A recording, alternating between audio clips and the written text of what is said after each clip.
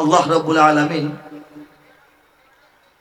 সূরাতুন নূরের কিছু আয়াতে আমাদেরকে জানান, আমাদেরকে বলেন, আমাদেরকে সুসংবাদ দেন এবং আমাদেরকে আশা এবং সাহস দেন।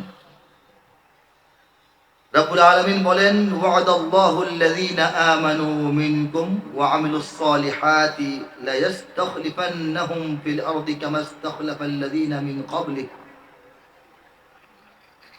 আল্লাহ বলছেন, ওয়াদাল্লাহুল্লাযীনা আমানু, যারা ঈমান এনেছে, যারা মুমিন হয়েছে, এবং ব্যাখ্যায় আসে যারা ঈমান আনবে এবং যারা মুমিন হবে। বলেন সুবহানাল্লাহ।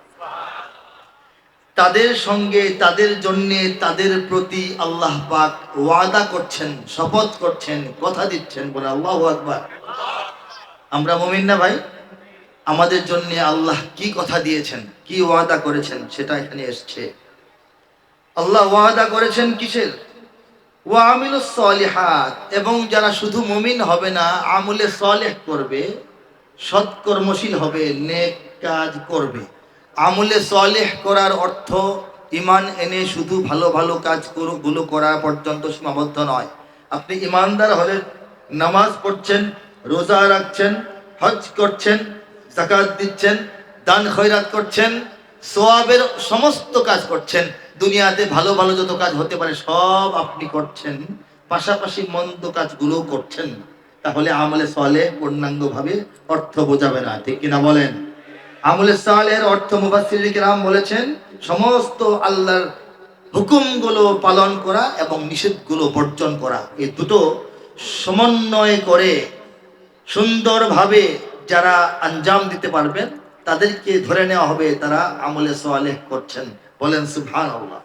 কাজী যারা ইমানদার হবেন এবং আমলে সালেহ করবেন, আল্লাহর আদেশগুলো পালন করবেন, নিষেধগুলো ত্যাগ করবেন, রব্বুল আলামিন ওয়াদা দিচ্ছেন যে তাদেরকে এই গোটা পৃথিবীর, গোটা জমিনের দায়িত্ব, নেতৃত্ব, কর্তৃত্ব এবং আল্লাহর তরফ থেকে প্রতিনিধিত্ব দান করবেন। বলেন সুবহানাল্লাহ। এরপর বলা হচ্ছে, যেভাবে নাকি আমি তাদের পূর্ববর্তী মুমিনদেরকেও দান করেছিলাম, অতীতে যেভাবে মুমিনদেরকে আমি দিয়েছিলাম, ভবিষ্যতের মুমিনদেরকেও দান করব। শর্ত হলো এটা, ওয়ালা ইউমাক্কিনান্না লাহুম দীনাহুমুল্লাযী ইরতাদা লাহুম ওয়ালা ইউবাদদিলান্নাহুম মিন বা'দি খাউফিহিম আমনা। আল্লাহ বলছেন, আর কি কি তাদের জন্য করা হবে? তাদের জন্য আল্লাহর পক্ষ থেকে সন্তুষ্টির সঙ্গে যে দিন দেওয়া হয়েছে, সেই দিনকে আমি সুপ্রতিষ্ঠিত করে দেব। বলেন সুবহানাল্লাহ। এবং তাদের সমস্ত সংকট, আতঙ্ক, ভয়, ভবিষ্যতের আশঙ্কা, এইগুলিকে আমি নিরাপত্তায় বদলে দেব। বলেন সুবহানাল্লাহ। আমাদের জীবনে কোনো ভয়, আতঙ্ক, শঙ্কা থাকবে না। কোন পরাশক্তি আমাদেরকে খেয়ে ফেলবে এবং দুনিয়াতে কোথায় আমাদের পরাজয় হয়ে যাবে, সেই চিন্তা আমাদের থাকবে না।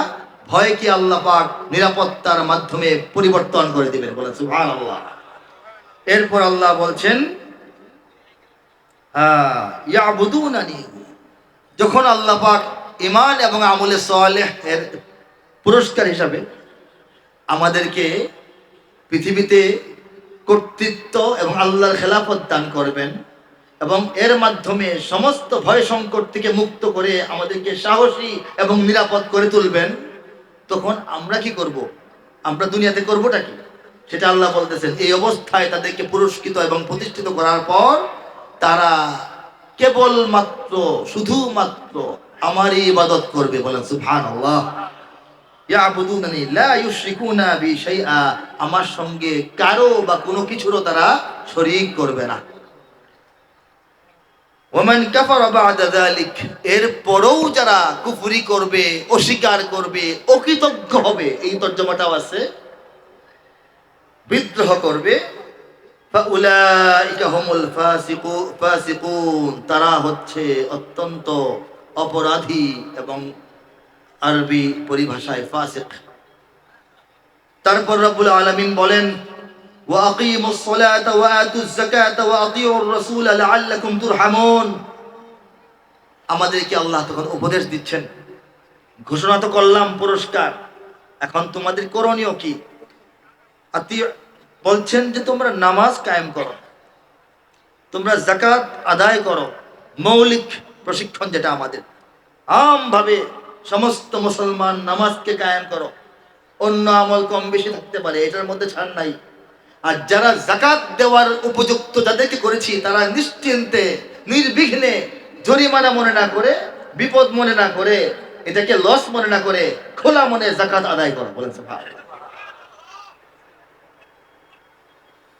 হ্যাঁ, ওয়াতিউর রাসূল লাআল্লাকুম তুরহামুন, এবং আল্লাহর অনুগ্রহ, আল্লাহর দয়া মায়া পাওয়ার জন্য রাসূলের অনুগত হও, রাসূলকে অনুসরণ করো। বলেন সুবহানাল্লাহ।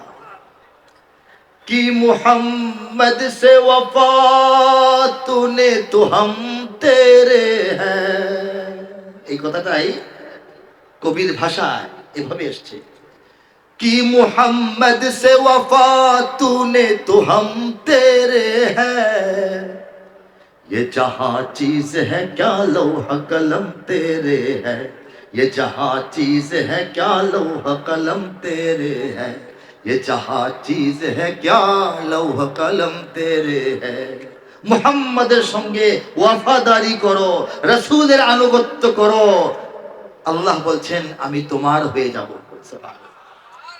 তখন তুমি তোমার ভাগ্যের জন্য অপেক্ষায় বসে থাকতে হবে না। তোমার ভাগ্যে কি দরকার, তুমি কি চাও, সেই দায়িত্বটা আমি তোমাকেই দিয়ে দেব। তোমার চাওয়া অনুযায়ী তোমার ভাগ্য আমি রচনা করতে থাকবো। বলেন সুবহানাল্লাহ। এরপর আয়াতে কারিমা আসছে, ওয়ালা তাহসাবান্নাল্লাযীনা কাফারু মু'জিজিনা ফিল আরদ। এই যে মাঝে মাঝে ভয় পাও যে কিভাবে কি হবে, মুসলমানদের এই যে বিপদ আপদ, আমাদের এই যে সংকট, এই যে বৈশ্বিক পরিস্থিতি, এই যে পৃথিবীর পরাশক্তিগুলি ইসলামকে গ্রাস করার চেষ্টা করছে, এই যে মুসলমানদের মধ্যে অনৈক্য, এই যে আমাদের দুর্বলতা, আমাদের কামান নাই, বিমান নাই, প্রস্তুতি নাই, ঐক্য নাই, কি জানি হয়, কি জানি হয়, এই যে অবস্থাটা, রব্বুল আলামিন বলতেছেন ওয়ালা তাহসাবান্না, তোমরা টেনশন করো না, তোমরা ভেবো না যে কাফেররা দুনিয়াতে আমি আল্লাহর কৌশল এবং শক্তিকে হারিয়ে দিবে, পরাজিত করবে, পরাস্ত করে দিবে, এরকমটা মনে করো না। সুবহানাল্লাহ বলবেন না? কাফেররা যত শক্তিশালী হোক, আল্লাহ বলছেন আমার যে দুনিয়াতে আমার যে নিজস্ব প্ল্যান, আমার যে এখানে কলা কৌশল, আমার যে পরিকল্পনা সুপরিকল্পিত, এইটাকে তারা ভেস্তে দেবে, নষ্ট করবে, আমি তাদের সামনে অপারগ হয়ে যাব, তারা আমাকে একদম জব্দ করে ফেলবে, এটা কখনো হওয়ার নয়। আমরা অনেকে তো মনে করি, ইমানদার হওয়া সত্ত্বেও মনে করি আমেরিকার শক্তির সামনে কি ইসলামের শক্তি টিকবে? মনে করি কিনা বলেন? মনে করতে আল্লাহ পাক না করছেন। এবং শেষে বলতেছেন তাদের কথা, তাদের শেষ পরিণতি এবং তাদের ফিরে যাওয়ার জায়গাটা হচ্ছে আগুন, জাহান্নাম। বলেন নাউযুবিল্লাহ। এটা হচ্ছে তাদের পরিণতি। ওয়ালা বিসাল মাসির, এবং তাদের এই ফিরে যাওয়ার জায়গাটা কতই না মন্দ, কতই না নিকৃষ্ট। বলেন সুবহানাল্লাহ। এটা হচ্ছে সংক্ষিপ্ত তরজমা এবং খানিকটা তাফসীর। রব্বুল আলামিন এই আয়াতে কারিমার মাধ্যমে এই কথাটা আমাদেরকে বলেছেন। আমি আমার কোরআনের কাব্যানুবাদ থেকে আরবিটা তেলাওয়াত করে, পাঠ করে, সরল বাংলায় তরজমা করেছি। রব্বুল আলামিন দয়া করে, মায়া করে সমস্তটা কোরআনের কাব্যিক তর্জমার কাজটি আমাকে দিয়ে করিয়েছেন। আমি এই তিনটা আয়াত আলোচ্য বিষয় যেটা আমার ছিল, এটারই কাব্যিক তর্জমা আমার কিভাবে করা সেটা শোনাচ্ছি। তোমাদের যারা ঈমান আনে ও থাকে কল্যাণ কাজে, তোমাদের যারা ঈমান আনে ও থাকে কল্যাণ কাজে, আল্লাহ তাদের কথা দিয়েছেন এই পৃথিবীর মাঝে তাদের উপর দিবেন নিজের প্রতিনিধিত্ব ছেড়ে, যেমন খলিফা বানিয়েছিলেন পূর্ববর্তীদের। তাদের জন্য করবেন সেই দিনকে প্রতিষ্ঠিত, তিনি যে দিনকে তাদের জন্য করেছেন মনোনীত, এবং সুনিশ্চয় নিরাপত্তায় বদলে দেবেন তাদের ভীতি ও ভয়। শিরিক না করে ইবাদত শুধু করবে আমার তারাই ফাসিক, অকৃতজ্ঞতা করবে তবুও যারা। নামাজ কায়েম করো হে, তোমরা যাকাত আদায় করো, অনুগ্রহ যদি পেতে চাও তবে রাসূলের পথ ধরো। ভেবো না জমিনে কাফেরেরা মরে করে দেবে দুর্বল, ভেবো না জমিনে কাফেরেরা মরে করে দিবে দুর্বল, ঘৃণ্য তাদের শেষ পরিণতি জাহান্নামের তল।